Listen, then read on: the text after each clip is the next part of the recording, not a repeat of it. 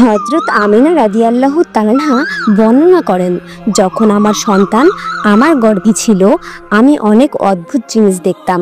যদি আমি বাড়ির বাইরে যেতাম, একটি মেঘের ছায়া আমার উপরে এসে পড়তো, যা আমাকে সূর্য থেকে রক্ষা করত। যদি আমি জমজম কূপ থেকে পানি আনতে যেতাম, পথের সব গাছের ডাল আমার সামনে এমনভাবে নত হয়ে যেত যেন তারা আমাকে সালাম করছে। আমি অবাক হতাম, কেন শুধু আমার সাথেই এসব ঘটছে। আর যখনই আমি জমজম কূপের কাছে পৌঁছাতাম, কূপের নিচের পানি সক্রিয়ভাবে উপরে উঠে আসতো এবং কূপের মুখ পর্যন্ত পৌঁছে যেত, যাতে আমি সহজেই পানি সংগ্রহ করতে পারি। মক্কার নারীরা আমাকে জমজম কূপের কাছে দাঁড়িয়ে থাকতে বলতো এবং বলে উঠতো, হে আমিনা, তুমি একটু দাঁড়িয়ে থাকো না, না হলে তোমার চলে যাবার সাথে সাথে পানি আবার নিচে নেমে যাবে আর আমাদের পানি সংগ্রহের অসুবিধা হবে। হযরত আমিনা রাদিয়াল্লাহু তাআলা আরও বলেন, আমি নারীদের কাছে শুনতাম যে যখন কারো গর্ভে সন্তান থাকে তখন মায়েদের বিভিন্ন কষ্টের সম্মুখীন হতে হয়। কখনো হাত পায়ে ব্যথা, কখনো মাথা ব্যথা, কখনো বমি, কখনো জ্বর এবং কখনো মন মেজাজ খিটখিটে হয়ে ওঠে। এসব শুনে আমি অবাক হতাম, কারণ এই ৯ মাসে আমার তেমন কোনো কষ্ট অনুভূতি হয়নি, এমনকি আমার মাথা ব্যথা পর্যন্ত হয়নি। এছাড়াও হযরত আমিনা রাদিয়াল্লাহু তাআলা বলেন, এই সময়ে তিনি বেশ কিছু বিস্ময়কর স্বপ্নও দেখতেন। হযরত আমিনা রাদিয়াল্লাহু তাআলা বলেন, এক রাতে আমি ঘুমিয়ে পড়লে স্বপ্নে দেখি আমার শরীর থেকে একটি নূরের আলো বের হচ্ছে, যা সমগ্র পৃথিবীকে আলোকিত করে দিচ্ছে।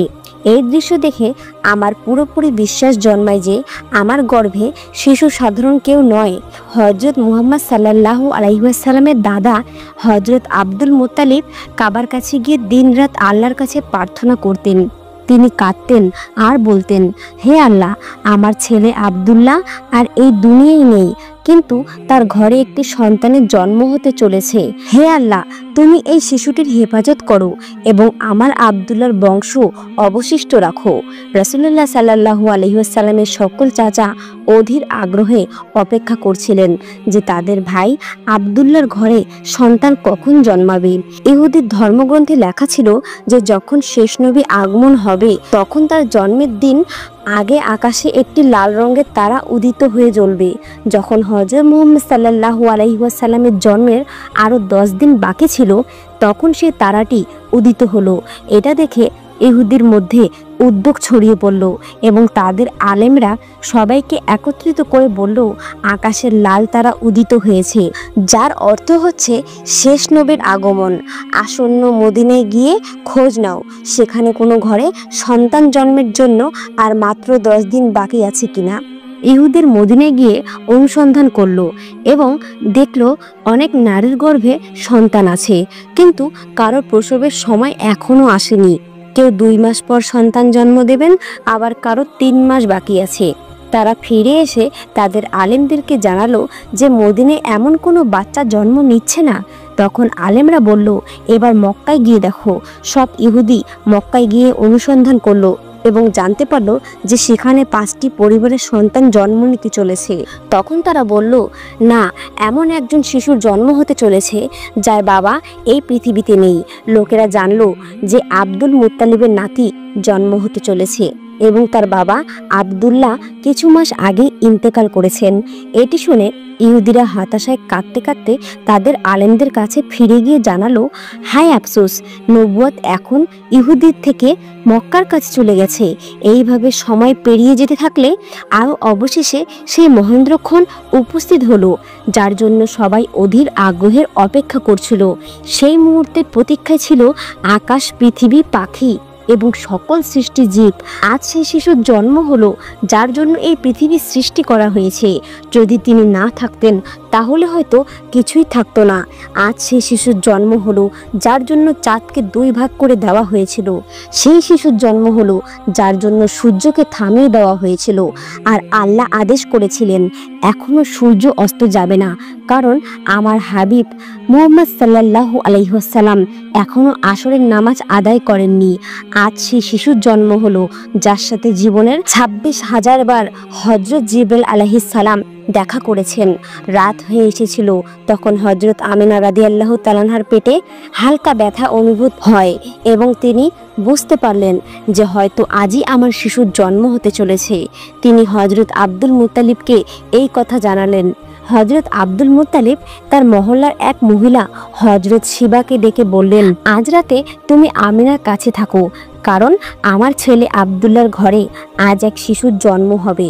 রাত পেরোতে লাগলো, চাঁদ ওঝানোর নীরব থেকে মেঘের আড়ালে লুকিয়ে গেল।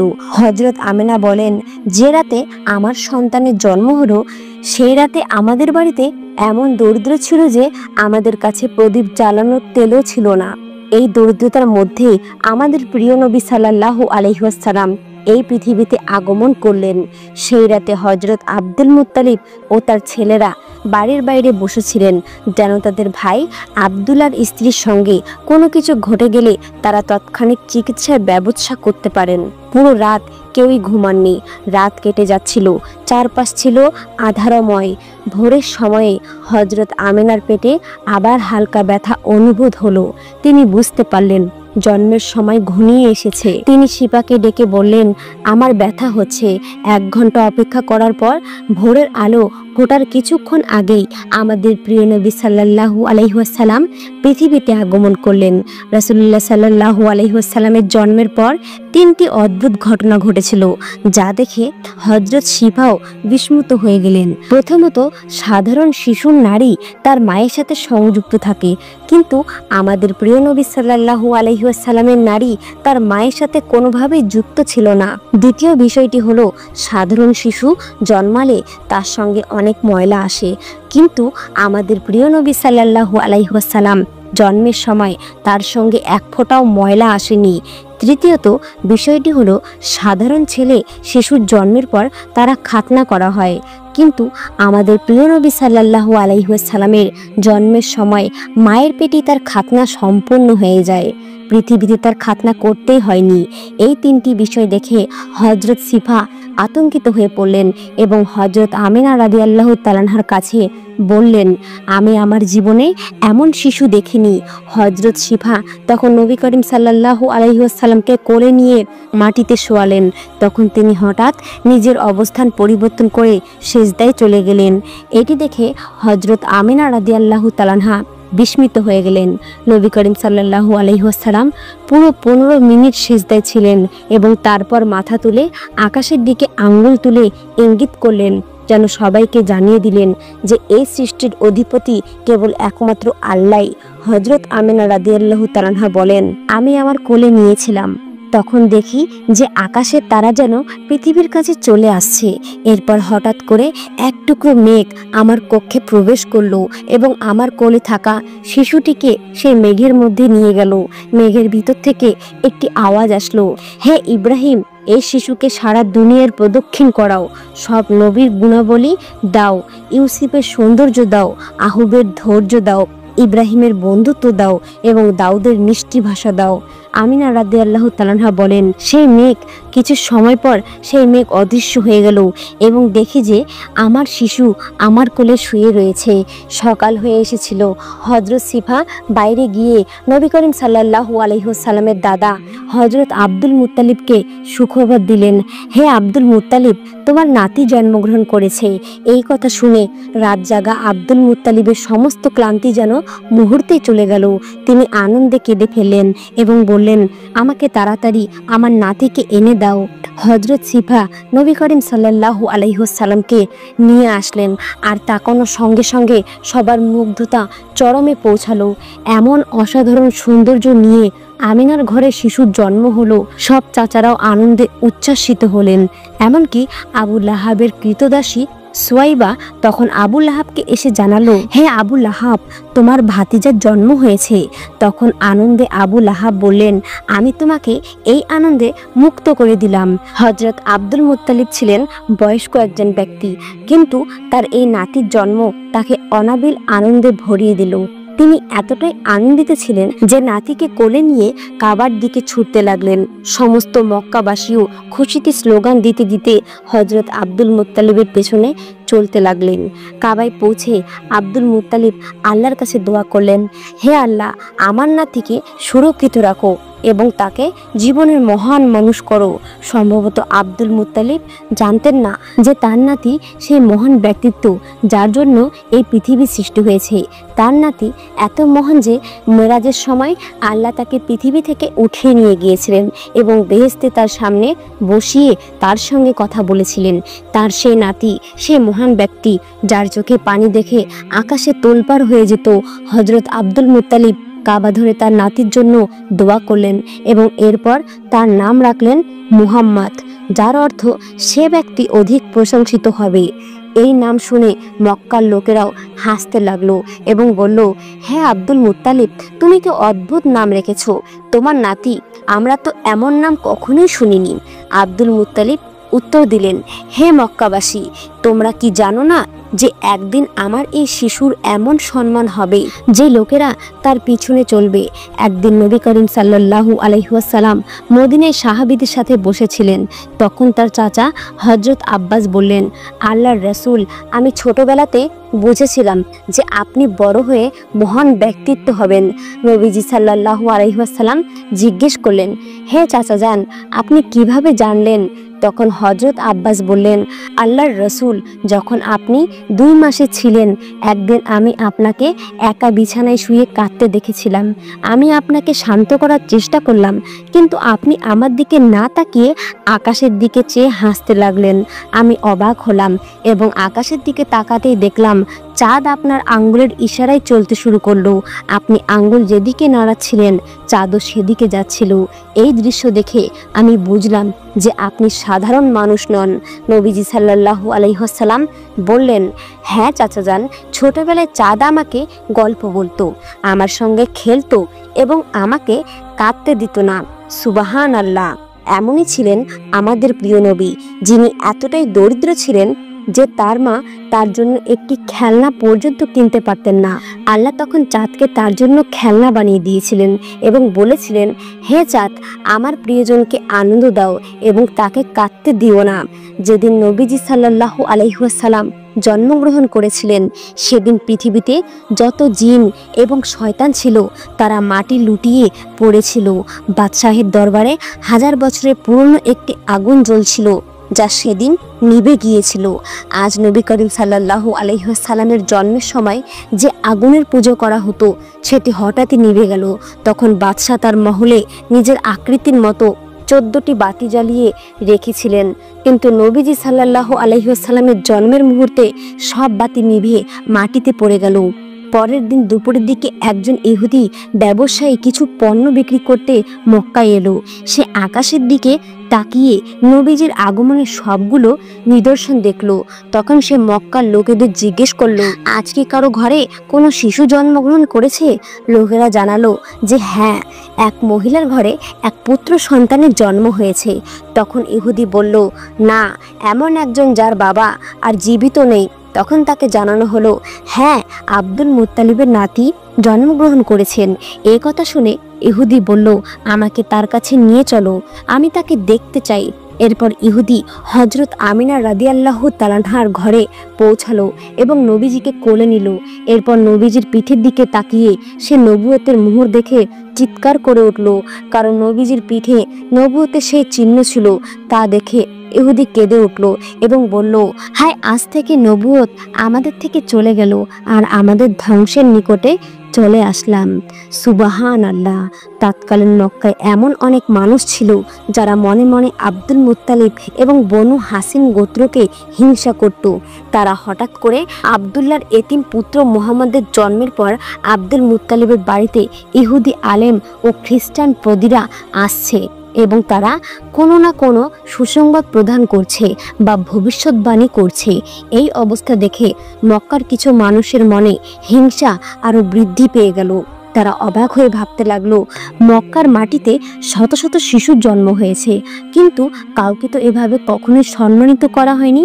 মদিনার ইহুদি আলেম শিশু মুহাম্মদ সাল্লাল্লাহু আলাইহি ওয়াসাল্লামকে দেখে চিৎকার করে বলে উঠলেন, আমি এই শিশুকে চিনতে পেরেছি, আমি এই শিশুকে দেখার জন্যই মদিনা থেকে মক্কায় এসেছি। আব্দুল মুত্তালিব, যিনি ইব্রাহিম আলাইহিস সালামের ধর্মে অটল ছিলেন এবং অনেক গোপন বিষয় সম্পর্কে জানতেন, ইহুদি আলেমের এই সমস্ত কথা শুনে নবী করিম সাল্লাল্লাহু আলাইহি ওয়াসাল্লামকে খুব দ্রুত বাড়ির ভিতরে নিয়ে যান এবং তাকে লুকিয়ে রাখেন। এই ঘটনার পর নবী করিম সাল্লাল্লাহু আলাইহি ওয়াসাল্লামকে 4 দিন পর্যন্ত লুকিয়ে রাখা হয়েছিল।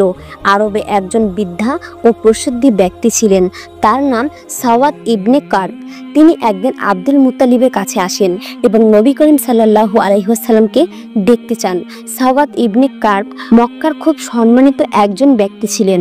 যদি তিনি মুহাম্মদ সাল্লাল্লাহু আলাইহি ওয়াসাল্লামকে নিয়ে কোনো ভবিষ্যৎবাণী করেন, তাহলে মক্কার লোকেদের হিংসা আরও বেড়ে যাবে। এই কারণে আব্দুল মুত্তালিব সাওয়াদ ইবনে কার্বকে অনুরোধ প্রত্যাখ্যান করেন এবং বলেন, আমাকে মার্জনা করুন, আমি আমার নাতিকে এই মুহূর্তে জনসম্মুখে আনতে পারবো না। আব্দুল মুত্তালিবের এই কথায় সাওয়াদ ইবনে কার্ব উদ্বিগ্ন হয়ে পড়লেন। তিনি বললেন, আমি আপনার নাতিকে একবারের জন্য দেখতে চাই। আমি আপনার নিকট প্রতিজ্ঞা করছি, এই সাক্ষাতের ব্যাপারটা আমি গোপন রাখব। সাওয়াদ ইবনে কার্ব এই কঠোর অনুরোধে আব্দুল মুত্তালিব বললেন, আপনি যেহেতু প্রতিজ্ঞা করেছেন, তাই আমি আপনার মনের ইচ্ছা পূরণ করব। এরপর আব্দুল মুত্তালিব তাকে নিয়ে আমিনার ঘরে প্রবেশ করলেন। সাওয়াদ ইবনে মুগ্ধ দৃষ্টিতে কিছুক্ষণ নবী করিম সাল্লাল্লাহু আলাইহি ওয়াসাল্লামকে দেখলেন। এরপর তিনি মুহাম্মদ সাল্লাল্লাহু আলাইহি ওয়াসাল্লামের পায়ে চুম্বন করলেন। এরপর তিনি আব্দুল মুত্তালিবকে বললেন, আপনি সাক্ষী রইলেন, আমি এই শিশুটির উপর এখনই ঈমান এনেছি। এই শিশু যখন নবুয়ত প্রাপ্ত হবে, তখন পর্যন্ত আমি বেঁচে থাকবো কিনা আমি জানি না, কিন্তু আপনি আমার ঈমানের সাক্ষী রইলেন। আমি জানি এই শিশুই হবে মহান আল্লাহ তাআলার শেষ রাসূল। এই ঘটনাটি নবী করিম সাল্লাল্লাহু আলাইহি ওয়াসাল্লামের জীবনের অন্যতম গুরুত্বপূর্ণ একটি ঘটনা। নবী করিম সাল্লাল্লাহু আলাইহি ওয়াসাল্লামের জন্মের 7ম দিনে আব্দুল মুত্তালিব রাসূল সাল্লাল্লাহু আলাইহি ওয়াসাল্লামের আকিকা করলেন এবং মক্কার সকলকে আকিকার দাওয়াতে আমন্ত্রণ করলেন। সেই সময় কেউ একজন আব্দুল মুত্তালিবের কাছে মুহাম্মদ নামের অর্থ জানতে চাইলে আব্দুল মুত্তালিব বললেন, মুহাম্মদ শব্দের অর্থ প্রশংসিত। মক্কার লোকেরা অবাক হয়ে বলল, এমন নাম আমরা আগে কখনোই শুনিনি। অন্যদিকে শত্রুদের একটি দল ক্রমাগতভাবে নবী করিম সাল্লাল্লাহু আলাইহি ওয়াসাল্লামের সন্ধান করছিল। আব্দুল মুত্তালিবকে সাওয়াদ ইবনে কার্ব সহ আরও অনেকেই সাবধান করেছিলেন, এই শিশুর অনেক শত্রু হবে, তাই এই শিশুকে রক্ষা করার জন্য সর্বোত্তম চেষ্টা করতে হবে। এই কারণে আব্দুল মুত্তালিব নবী করিম সাল্লাল্লাহু আলাইহি ওয়াসাল্লামকে মক্কা থেকে অন্য কোনো স্থানে স্থানান্তর করতে চেয়েছিলেন। নবী করিম সাল্লাল্লাহু আলাইহি ওয়াসাল্লামের নিরাপত্তার জন্য আব্দুল মুত্তালিব লক্ষ্য করলেন, প্রায় ইহুদিরা মক্কায় এসে এখানকার পরিস্থিতি নিয়মিত পর্যবেক্ষণ করছে। এই বিষয়টি লক্ষ্য করে আব্দুল মুত্তালিব যথেষ্ট উদ্বিগ্ন হয়ে পড়লেন। অন্যদিকে ইহুদিরা বহু আগে থেকেই নবী করিম সাল্লাল্লাহু আলাইহি ওয়াসাল্লামের জন্মরোধ করার চেষ্টা করে আসছিল। তারা প্রায়শই নবী করিম সাল্লাল্লাহু আলাইহি ওয়াসাল্লামের পূর্বপুরুষ যেমন আব্দে মুনাফ হাসিম আব্দুল মুত্তালিব এবং নবী করিম সাল্লাল্লাহু আলাইহি ওয়াসাল্লামের পিতা আব্দুল্লাহর উপর চোরাগুপ্ত হামলার চেষ্টা করত। নবী করিম সাল্লাল্লাহু আলাইহি ওয়াসাল্লামের পিতা আব্দুল্লাহ যখন যৌবনে পদার্পণ করেন, তখন তিনি ইহুদির সমস্ত ষড়যন্ত্রের কেন্দ্রবিন্দু হয়ে উঠলেন। ইহুদির টার্গেট ছিল যে কোনোভাবেই হোক আব্দুল্লাহকে এই দুনিয়া থেকে বিদায় করতে হবে, কারণ ইহুদিরা ভেবেছিল যদি নবী করিম সাল্লাল্লাহু আলাইহি ওয়াসাল্লামের পিতা আব্দুল্লাহকে কোনোভাবে হত্যা করা যায়, তাহলে নবী করিম সাল্লাল্লাহু আলাইহি ওয়াসাল্লামের জন্মরোধ করা যাবে। তারা নবী করিম সাল্লাল্লাহু আলাইহি ওয়াসাল্লামের পিতা আব্দুল্লাহকে চিনতে সক্ষম হয়েছিল। তারা বুঝতে পেরেছিল আব্দুল্লাহ বিন আব্দুল মুত্তালিবের ঔরাস মহান আল্লাহ তাআলার শেষ নবীর জন্ম হবে। তারা ভেবেছিল যদি আব্দুল্লাহর বিবাহের পূর্বেই তাকে যে কোনোভাবে হত্যা করা যায়, তবে মহান আল্লাহ তাআলার রাসূলের আগমন এই পৃথিবীতে আর হবে না। সেই উদ্দেশ্যে তারা চোরাগুপ্ত হামলা চালায় এবং সেই হামলা ব্যর্থ হয়ে যায়। এই ঘটনার কিছুদিন পরেই আব্দুল্লাহর সঙ্গে আমিনার বিয়ে সম্পূর্ণ হয়। আব্দুল্লাহ এবং আমিনার বিয়ের ফলে ইহুদিরা আরও বেশি উদ্বিগ্ন হয়ে পড়ে, কারণ তাদের একমাত্র লক্ষ্য ছিল নবী করিম সাল্লাল্লাহু আলাইহি ওয়াসাল্লামের জন্ম যে কোনো উপায়ে আটকে দেওয়া। আব্দুল্লাহর বিয়ের কিছুদিনের মধ্যেই তারা একটি সুযোগ পেয়ে যায়। আব্দুল্লাহ বিন আব্দুল মুত্তালিব কোনো একটি কাজের উসিলায় মদিনায় গমন করেন। মদিনা ছিল ইহুদিদের কেন্দ্রস্থল। মদিনায় সফরকালীন অবস্থায় ইহুদিরা সুকৌশলে আব্দুল্লাহর উপর বিষ প্রয়োগ করে। এই বিষের কারণে আব্দুল্লাহ ইন্তেকাল করেন। আব্দুল্লাহ ইন্তেকাল করার পর ইহুদিরা অনেকটা নিশ্চিত বোধ করতে লাগলো। তারা ভাবলো এখন শুধু নিশ্চিত হতে হবে আব্দুল্লাহর ঘরে কোনো সন্তান জন্ম হয়েছে কিনা। যদি এটা নিশ্চিত করা যায় যে তিনি নিজ সন্তান ছিলেন, তবে আর কোনো ঝামেলায় অবশিষ্ট থাকবে না। আর যদি জানা যায় তার ঘরে সন্তানের জন্ম হয়েছে, তবে অবশ্যই সেই সন্তানকেও হত্যা করতে হবে। ইহুদির একটি দল গঠন করা হয়, যারা বিশেষভাবে মদিনা থেকে মক্কায় আগমন করে। মক্কায় গিয়ে তারা জানতে পারল আব্দুল্লাহর ঘরে কোনো সন্তান জন্ম নেননি। এই সংবাদ পেয়ে তারা খুব খুশি হয় এবং নিশ্চিত মনে মদিনায় ফেরত গেল। মদিনা থেকে শাম পর্যন্ত যেখানে যত ইহুদি বসবাস করত, সবার কাছে এই সুসংবাদ পৌঁছে দেওয়া হলো। সবাইকে বলা হলো আমাদের উপর যে বিপদের আশঙ্কা ছিল তা দূর হয়ে গেছে। মদিনা থেকে শাম পর্যন্ত এই আনন্দ উদযাপন করা হলো এবং ইহুদিরা খুবই নিশ্চিন্তে বোধ করলো। তবে ইহুদিরা এখানে একটি বড় ভুল করেছিল। তারা এইটুকু নিশ্চিত হয়েছিল যে আব্দুল্লাহর ঘরে কোনো সন্তানের জন্ম হয়নি, কিন্তু তারা এই বিষয়টি লক্ষ্য করেনি আব্দুল্লাহর স্ত্রী আমিনা গর্ভবতী ছিলেন। আব্দুল্লাহর স্ত্রী আমিনা যে গর্ভবতী হতে পারেন এই বিষয়টি তাদের নজরেই আসেনি। তারা নিশ্চিত হয়ে ঘরে ফিরে গেল। কিন্তু 570 খ্রিস্টাব্দে 12ই রবিউল আউয়াল দিনটিতে অদ্ভুত সব ঘটনা ঘটতে শুরু করলো। সাধারণ মানুষ এই ব্যাপারে অজ্ঞ থাকলেও ইহুদি পণ্ডিতরা ভয়ানক উদ্বিগ্ন হয়ে পড়লেন, কারণ শেষ নবীর জন্মের সময় যেসব লক্ষণের কথা তাওরাত কিতাবে লিখিত আছে, সেই সমস্ত লক্ষণগুলো প্রকাশ পেতে শুরু করলো। ইহুদি পণ্ডিতরা অবাক হয়ে ভাবতে লাগলো, এটা কিভাবে সম্ভব হলো? শেষ নবীর জন্ম কিভাবে হলো? আর তারা পূর্ণ বিশ্বাসের সঙ্গে নবী করিম সাল্লাল্লাহু আলাইহি ওয়াসাল্লামের পিতা আব্দুল্লাহকে হত্যা করার পূর্বে তারা বেশ কয়েকবার তাকে পরীক্ষা করেছিল। তারা নিশ্চিত হতে চেয়েছিল এই আব্দুল্লাহর ঘরেই শেষ নবীর আগমন হবে কিনা। প্রতিটি পরীক্ষার ফলাফল এতটাই বলছিল যে এই আব্দুল্লাহর ঘরেই শেষ নবীর আগমন ঘটবে। সেই আব্দুল্লাহ তো ইন্তেকাল করেছেন, তবে এটা কেমন করে হলো? এটাই ইহুদি পণ্ডিতরা বুঝতে পারছিলেন না।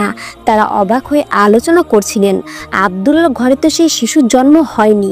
এখন যদি অন্য কারো ঘরে এই শিশুর জন্ম হয়ে থাকে, তবে এটা আরও ভয়ঙ্কর ব্যাপার হবে, কারণ এটা তাওরাত গ্রন্থের বিপরীত হয়ে যাবে।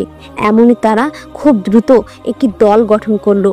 এই দল মক্কায় গিয়ে প্রকৃত ঘটনা সম্পর্কে খোঁজ খবর নিতে লাগলো। কিন্তু মহান আল্লাহ তাআলা হচ্ছেন সর্বোত্তম পরিকল্পনাকারী। এই দলটি যখন মক্কায় পৌঁছালো, তখন নবী করিম সাল্লাল্লাহু আলাইহি ওয়াসাল্লামকে ইতিমধ্যে হালেমা সাদিয়ার বাড়িতে করা হয়েছিল। এইভাবে ধীরে ধীরে নবী করিম সাল্লাল্লাহু আলাইহি ওয়াসাল্লামের জন্মের 2 মাস অতিক্রম হয়ে গেল। অন্যদিকে ইহুদিরা হন্যে হয়ে নবী করিম সাল্লাল্লাহু আলাইহি ওয়াসাল্লামের সন্ধান করছে, কিন্তু তাওরাত কিতাবে বর্ণিত লক্ষণযুক্ত কোনো শিশুকে তারা খুঁজে পাচ্ছে না। আবার কারোর নিকট সরাসরি জিজ্ঞেস করতেও পারছে না, কারণ মক্কায় এর আগেও তারা 2 বার ষড়যন্ত্র করেছে। একবারে নবী করিম সাল্লাল্লাহু আলাইহি ওয়াসাল্লামের পিতা আব্দুল্লাহর উপর হামলা চালিয়েছিলেন এবং এরপর নবী করিম সাল্লাল্লাহু আলাইহি ওয়াসাল্লামের মাতা আমিনা সম্পর্কে খোঁজ খবর করেছিল। ফলে এখন মক্কার মানুষ অনেকটাই সতর্ক হয়ে গেছে। বিশেষ করে বনু হাসিম গোত্রের লোকেরা ইহুদিদের উপর নজর রাখতে শুরু করেছিল। এই অবস্থায় ইহুদিরা কারো নিকট প্রশ্ন করতে পারছিল না। তারা কারো নিকট থেকে কোনো কিছুই জানতে পারছে না। সেই জন্য মক্কায় প্রায় প্রতিটি ঘরেই নজর রাখতে শুরু করলো। একটা সময়ের পর ব্যর্থ হয়ে এই দলটা মদিনায় ফেরত গেল। মদিনা থেকে আরও একটি দল পাঠানো হলো। সেই দলও ব্যর্থ হলো এবং ফেরত গেল। এই দলের পর আরও একটি দলকে পাঠানো হলো। এইভাবে ধারাবাহিক অনুসন্ধান করার পরেও রহস্যের কুল কেনারা করা যাচ্ছিল না। কিন্তু যখন নবী করিম সাল্লাল্লাহু আলাইহি ওয়াসাল্লাম 6 বছর বয়সে স্থায়ীভাবে মক্কায় ফেরত আসলেন, সেই সময় ইহুদিদের একটি দল মক্কায় অবস্থান করছিল। নবী করিম সাল্লাল্লাহু আলাইহি ওয়াসাল্লামের বয়স যখন 7 বছর হলো, তখন ইহুদিদের সেই দলটি নবী করিম সাল্লাল্লাহু আলাইহি ওয়াসাল্লামের সাক্ষাৎ পেয়ে যায়। তাদের দৃষ্টি এই বালকের উপর পড়তেই তারা বিস্ময় স্তব্ধ হয়ে যায়। এই বালকের হাঁটার ধরন, কথা বলার ভঙ্গি একদম সেই রকম যেমনটা তাওরাত কিতাবের শেষ নবীর বৈশিষ্ট্য হিসেবে বর্ণিত হয়েছে। এই বালকের মাথার উপর একটি মেঘের খণ্ড ছায়া দান করছে। ইহুদি আলেমরা আলোচনা করতে লাগলো, তাওরাত কিতাবের বর্ণনা অনুযায়ী এই বালকের বয়স এখন 7 বছর হওয়ার কথা। তারপর তারা আলোচনা করে এটা ঠিক করলো, যদি এই বালককে শেষ নবী হয় তবে তাকে অবশ্যই এই দুনিয়া থেকে বিদায় করতে হবে। ইহুদিরা খোঁজ খবর করে জানতে পারল এই শিশু আব্দুল মুত্তালিবের নাতি। এটা জানার পর তারা বুঝতে পারল তাদের তথ্যে ভুল ছিল। এখন যেভাবেই হোক তাদের এই ভুল সংশোধন করতে হবে। এবার 100% নিশ্চিত হতে হবে যে এই বালকই মহান আল্লাহ তাআলার শেষ নবী কিনা। তাওরাত কিতাবের মহান আল্লাহ তাআলার শেষ নবীর বিশেষ কিছু লক্ষণ লিপিবদ্ধ করা আছে। যে ব্যক্তি মহান আল্লাহ তাআলার রাসূল হবেন, তিনি প্রথম নবী হন কিংবা শেষ নবী, তার মধ্যে সেই বিশেষ লক্ষণ অবশ্যই থাকবে। যেমন সেই ব্যক্তি কখনোই হারাম খাবার খেতে পারবে না, খাবার তো দূরের কথা, হারাম খাবার ঠোঁটও স্পর্শ করতে পারবে না। এমনকি সন্দেহজনক রিজিক যা নিশ্চিত নয় তা হারাম নাকি হালাল, সেই খাবারও রাসূলরা খেতে পারবে না। সুতরাং তারা একটি অদ্ভুত পরিকল্পনা করল। মক্কায় একজন বিধবা মহিলা বাস করতেন, যার নাম ছিল জুবাইদা। জুবাইদার একটি ছোট্ট মুরগির খামার ছিল। এই মহিলা মুরগির ডিম বিক্রি করে জীবিকা নির্বাহ করতেন। যে মুরগির ডিম পাড়ার অযোগ্য হয়ে যেত, তিনি সেই মুরগির জবাই করার জন্য বিক্রি করতেন। ইহুদিরা পরিকল্পনা করলো তারা এমন একটি পরীক্ষা করবে যার মাধ্যমে তারা এই বালক সম্পর্কে সম্পূর্ণ নিশ্চিত হতে পারবে। সুতরাং রাতের বেলায় জুবাইদার বাড়ি থেকে তারা মুরগি চুরি করলো। মুরগিগুলোর মধ্যে কিছু মুরগি তারা চুরির নিয়তে চুরি করলো। চুরি করার কারণে সেই মুরগির গোশত হারাম হয়ে গেল। কিছু মুরগি তারা এই নিয়তে চুরি করলো যে পরে এই মুরগির দাম জুবাইদকে দিয়ে দেবে। পরে দাম দেওয়ার নিয়তে যে মুরগিগুলো নিয়েছিল সেগুলো সন্দেহজনক রিজিকে পরিণত হলো। পরের দিন ইহুদিরা আব্দুল মুত্তালিবের সঙ্গে সাক্ষাৎ করতে গেল। তারা আব্দুল মুত্তালিবকে বলল, হে আব্দুল মুত্তালিব, আপনি আমাদের নিয়ম গ্রহণ করুন। আব্দুল মুত্তালিব প্রথমে রাজি হতে চাইলেন না, কিন্তু ইহুদিরা এমন কাতরভাবে অনুরোধ করতে লাগলো যে তিনি আর না করতে পারলেন না। ইহুদিরা বলল, আমরা শুধু আপনাকে নয় বরং বনু হাসিম গোত্রের সমস্ত পুরুষ এবং সমস্ত বালকদেরকেও নিমন্ত্রণ করছি।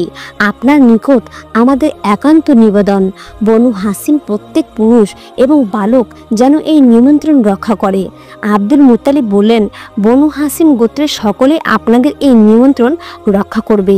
ইহুদিরা তাদের কার্যে সফল হয়ে ফেরত গেল এবং নিমন্ত্রণের জন্য খাবারের আয়োজন করতে লাগলো।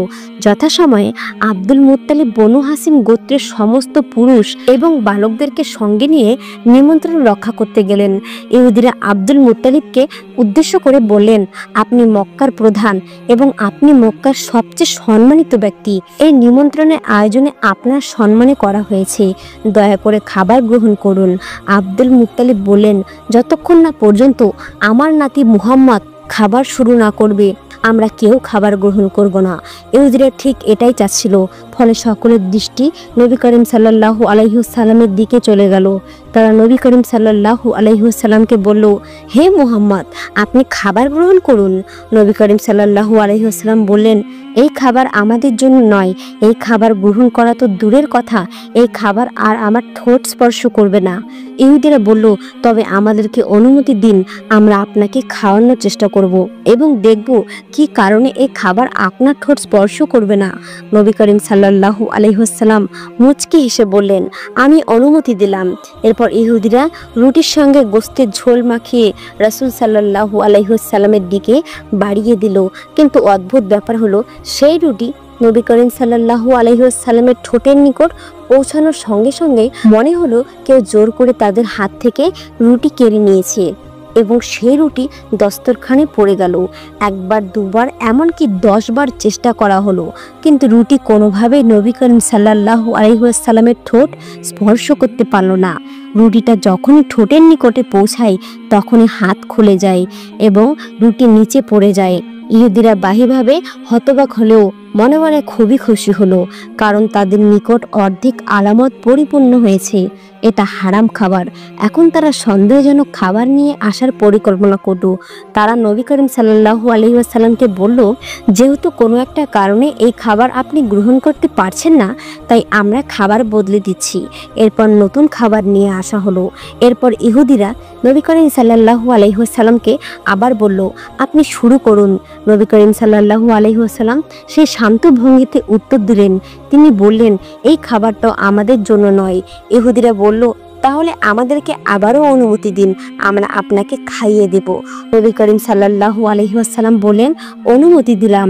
এবারও তারা আগের বারের মতো চেষ্টা করতে লাগলো, কিন্তু কোনোভাবেই সে খাবার নবী করিম সাল্লাল্লাহু আলাইহি ওয়াসাল্লামের ঠোঁট পর্যন্ত পৌঁছাতে লাগলো না। ইহুদিরা আব্দুল মুত্তালিবকে বলল, আমরা তো আন্তরিকভাবে আপনাদেরকে নিমন্ত্রণ করেছিলাম, কিন্তু কি হচ্ছে, কেন হচ্ছে কিছুই বুঝতে পারছি না। এমন অদ্ভুত ব্যাপার আমরা পূর্বে কখনোই দেখিনি। আব্দুল মুত্তালিব এবং নবী করিম সাল্লাল্লাহু আলাইহি ওয়াসাল্লাম সমস্ত বিষয়টা আন্দাজ করতে পারলেন, কিন্তু মুখে কিছুই বললেন না। এই ঘটনার পরে বনু হাসিম গোত্রের সবাই বাড়ি ফিরে এলো। অন্যদিকে ইহুদিরা পূর্ণ বিশ্বাসে নিশ্চিত হলো যে এই বালকই তাদের তাওরাতে বর্ণিত রাসূল। এরপর থেকে ষড়যন্ত্রের নতুন একটি অধ্যায় শুরু হলো। আর অন্যদিকে হযরত আব্দুল মুত্তালিব সেই নিমন্ত্রণ থেকে ফিরেই নবী করিম সাল্লাল্লাহু আলাইহি ওয়াসাল্লামের সুরক্ষার দিকে আরও বেশি করে মনোযোগী হলেন। তিনি তার সমস্ত পুত্রকে ডেকে বললেন, আমার নাতি মুহাম্মদকে নিয়ে এখন নতুন করে ষড়যন্ত্রের জাল বানা হবে। তোমরা মুহাম্মদকে একা একা আর কোথাও যেতে দেবে না। প্রিয় বন্ধুরা, আজকের ভিডিও এখানেই শেষ। ভিডিওটি কেমন লেগেছে অবশ্যই কমেন্ট করে জানাবেন। এমনই ইসলামিক ভিডিও পেতে আমার চ্যানেলের সঙ্গে থাকবেন। আসসালামু আলাইকুম।